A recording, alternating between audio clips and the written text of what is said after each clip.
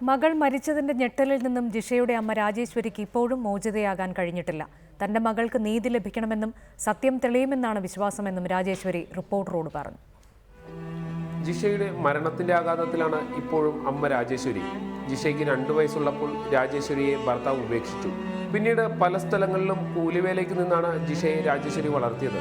പുറംപോക്കിൽ ഒറ്റമുറി വീട്ടിൽ പ്രായപൂർത്തിയായ മകളുമായി താമസിക്കുമ്പോൾ രാത്രികാലങ്ങളിൽ സാമൂഹ്യ വിരുദ്ധരുടെ ശല്യം പതിവായിരുന്നു.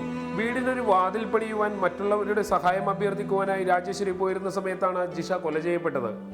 അന്ന് പോയത് മോനെ കട്ട മേടിക്കാൻ കാശിന് വേണ്ടി തെണ്ടാൻ പോയതാ മോനെ. തന്റെ മകളെ ക്രൂരമായി കൊന്നവരെ നിയമത്തിന് മുന്നിൽ കൊണ്ടുവരണമെന്നാണ് ഈ അമ്മയുടെ ആവശ്യം. എന്റെ മോനെ എന്റെ പുള്ള പറഞ്ഞിട്ടുണ്ട്, ഞങ്ങൾക്ക് എന്ത് പറ്റിയിട്ടുണ്ടെങ്കിലും നീതി ഈ ലോകത്തിൽ പുലർത്തണം മോനെ, സത്യം പുറത്ത് വരുത്തണം മോനെ.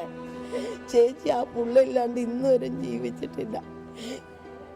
ഇത്രയും പ്രായമാവുന്നവരെ എൻ്റെ പിള്ളേരും ഞാനും ഒന്നിച്ചേ കിടന്നുറങ്ങിയിട്ടുള്ളൂ മോനെ, ഒപ്പം ഇരുന്ന് ചോറുണ്ടിട്ടുള്ളൂ. അപ്പോഴും തന്റെ മകൾക്ക് നീതി ലഭിക്കുമോ എന്ന ആശങ്കയും ഈ അമ്മയുടെ വാക്കുകളിലുണ്ട്. സഹിൻ ആന്റണി, റിപ്പോർട്ടർ, കൊച്ചി.